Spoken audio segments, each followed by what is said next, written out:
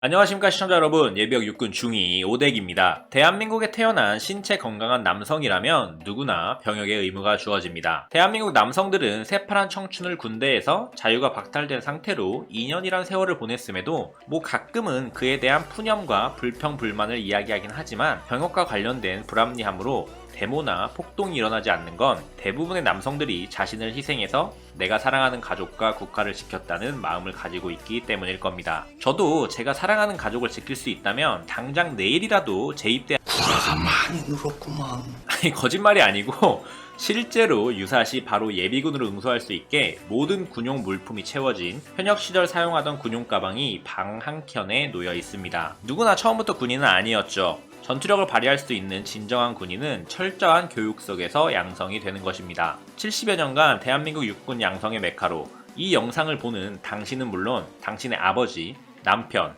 아들, 손자가 거쳐간 대한민국 최대의 육군 양성기관 우리의 부대를 찾아서 오늘 찾아가 볼 부대는 호국 요람 강병 육성 연무대 육군훈련소입니다.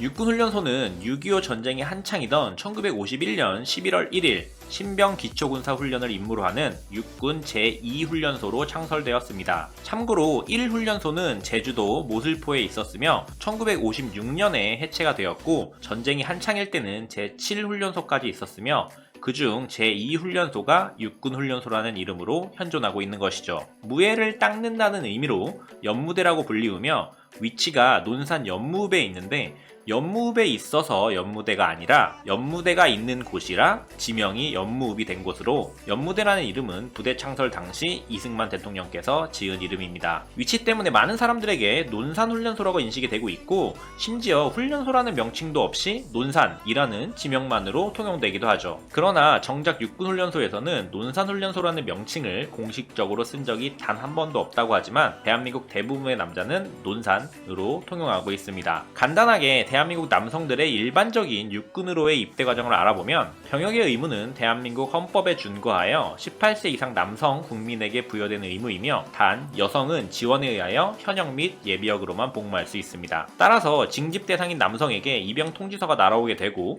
입영 통지서에 적혀있는 입영부대로 입영을 하면 되는데 크게 지금 설명하는 육군훈련소 그리고 각 사단 예하 신병교육대 일명 신교대에 입영하는 두 가지 루트가 있습니다. 과거에는 사단 신교대에 가기 전 대기하는 102보충대, 306 보충대가 있었으나 모두 역사 속으로 사라지고 지금은 곧바로 사단 신교대로 입소하게 되죠. 저 같은 경우도 102보충대가 적힌 입영통지서가 날라왔었지만 ROTC에 합격을 하였기에 입영통지서는 갈기발기 찢어버렸던 추억이 있습니다. 가끔 군대와 친숙하지 않은 어머님들이나 곤친분들이 육군훈련소와 사단 신교대를 구분하지 못하여 육군훈련소에 전화해서 우리 오대기가 5사단 훈련소에 들어갔다고 하는데 육군훈련소에 5사단이 없는데요? 우리 오대기 어딨나요? 라고 문의하는 경우가 발생하기도 하죠. 다시 훈련소로 돌아와서 입영 통지서를 받아들고 육군훈련소로 가게 되는데 여기서 절대 해야 하지 말아야 할 행동이 두 가지가 있습니다. 훈련소 앞 음식점에서 식사를 하는 행위와 입구에서 파는 갖가지 군용 물품을 사는 것입니다. 세상에서 가장 귀한 내 자식이 군대에 가는 게 안쓰러워 우리 부모님들은 하나라도 더 먹이고 싶은 심정이시죠. 그래서 부랴부랴 부대 앞에 있는 식당에서 식사를 시키곤 하는데 이곳은 전국 최악의 맛집거리로 악명이 높은 곳입니다. 특성상 다시 올 일이 없는 손님들을 상대하기 때문에 비싸고 양은 적은데 맛은 더럽게 없는 곳이라고 알려져 있으며 백종원의 골목식당 최종 목적지라고 일컬어지기도 합니다. 입영 전 꼭 밥을 먹어야 한다면 논산 시내나 차라리 간단하게 먹을 수 있는 먹거리를 준비해 가는 편을 추천해드립니다. 그리고 부대 앞에서 파는 군용 물품은 절대 사지 않는 것을 추천드립니다. 막말로 군대는 속옷 한 장만 입고 들어가도 생활을 할 수 있는 곳이기 때문에 모든 물품을 지급해주며 멋모르고 입구에서 사들고 간 물품들은 다시 집으로 돌려보내야 하는 경우가 태반이죠. 당당한 발걸음으로 헬게이트 아니 입영심사대로 들어가게 되는데 논산훈련소의 트레이드 마크와 같은 호국 요람 정문이며 가끔 차를 가지고 가는 분들 중에 교육연대 정문인 연무문으로 가는 경우가 발생하는데 모든 입영 장병은 입영심사대에서 4일간 여러가지 분류를 거친 후 교육연대로 배치되는 과정을 거치기 때문에 최초의 입소는 꼭 호국 요람으로 가야 됩니다. 현재는 코로나로 인하여 입영 행사 등을 진행하지는 않지만 기존의 입영 장병들이 연병장에 도열하고 진행하였던 입영 행사가 있었으며 부모님께 경례를 하게 되는데 급하게 교육을 시키는지는 모르겠지만 거수 경례가 당나라 군대보다 못한 당연히 아직 훈련을 받지 않은 인원들이고 수료식 때 입소식과 비교하여 각 잡힌 거수 경례를 보면 부모님들은 늠름한 내 아들의 모습에 눈물을 흘리지 않을 수 없죠. 입영 행사 후 오와 열을 맞추어 부모님을 뒤로하고 입영 심사대로 들어가게 되는데 바로 요 순간부터 나름 상냥하던 분대장들이 육두문자와 함께 고함을 지르기 시작합니다.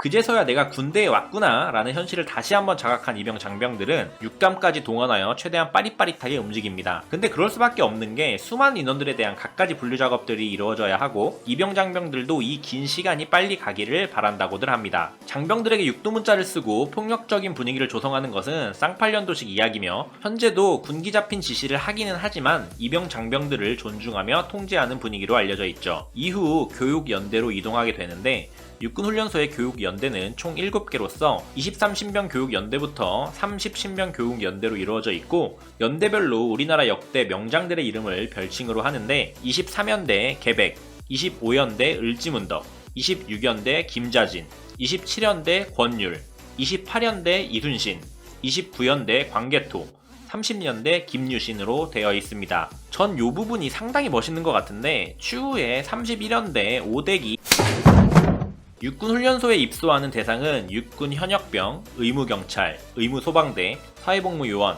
산업기능요원, 전문연구요원, 예술체육요원 등등 다양한 종류의 장병들이 입소하게 되고 지금은 문무대라 불리는 괴산의 육군학생군사학교에서 훈련을 받는 ROTC 후보생들도 과거 이곳에서 훈련을 받기도 하였습니다. 저 역시 육군훈련소에서 2차례 입영훈련을 받았는데 완전군장을 바리바리 싸들고 서빙고역에서 TMO를 타고 민간인은 사용할 수 없는 신연무대역에서 내렸었는데 군 전용역이라니 해리포터에 나오는 9와 4분의 3 승강장 같은 느낌은 개뿔. 역에서 교육연대까지 완전군장에 10kg 산항을 메고 행군 아닌 행군을 해야 했죠. 기억나니? 학군 51기 동기들아? 입영 장병들은 이곳에서 5주간의 훈련을 통해 훈련병에서 진정한 군인으로 거듭나게 됩니다. 모두 알고 계시는 것과 같이 기본 지식부터 개인화기, 수류탄, 각계전투, 행군까지 다양한 종류의 기초군사훈련이 이루어지게 되는데 이곳을 거친 모든 사람들이 공통적으로 치를 떠는 것이 훈련교장으로 가는 이동거리이죠. 부대 및 훈련장의 면적이 여의도의 1.5배, 상암 월드컵 경기장 76개의 규모인데 훈련교장이 훈련병들이 생활하는 교육연대에서 매우 먼 거리에 있어 이동시간만 최소 40분,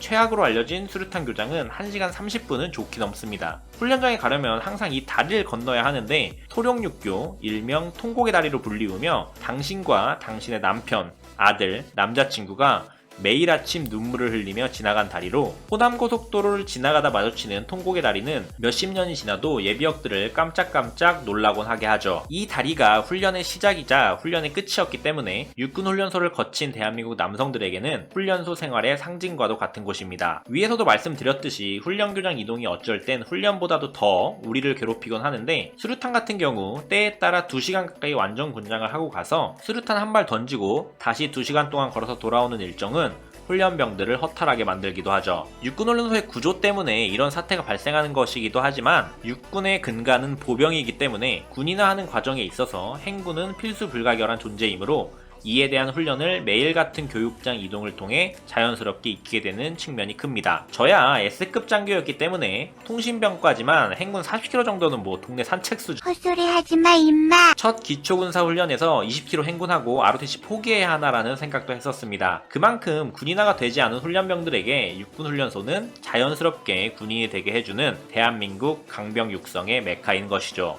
5주간의 훈련 일정이 마무리되면 수료식과 함께 부모님들께 군인이 된 자신의 모습을 뽐내고 이등병 계급장과 함께 모든 군생활이 다 끝난 것과 같은 이 세상에 아무것도 무서울 것이 없는 듯한 기분과 함께 그동안 으르렁대던 분대장들의 따뜻한 눈웃음과 배웅을 받으며 자대로 배출되게 됩니다. 목적지에 따라 기차, 버스, 도보 등 갖가지 방법으로 정예 신병들은 자신의 자대로 향하게 되죠. 훈련소 동기들과는 이미 밴드 오브 브라더스의 이지중대, 고지전에 악어중대 뺨치는 전우회로 평생 갈 것처럼 서로 전화번호를 교환하지만 자대에 가게 되면 되면 자기 몸 하나 건사하기 바쁜 생활에 어느덧 추억 저편으로 그들은 사라져가죠. 훈련소 동기들은 잊혀질 수 있으나 육군 훈련소에서의 한 달은 남자들에게는 평생의 기억으로 자리잡게 됩니다. 육군 훈련소는 창설부터 지금까지 약 900만 명의 장병을 양성하였으며 현재도 전체 신병의 47%가량을 육성하고 있는 곳으로 당신과 당신의 남편, 아들의 땀과 눈물이 서려 있는 곳이죠. 대한민국 남성들 중 자신의 청춘에서 2년이라는 기간을 국가에 헌신한다는 것에 대해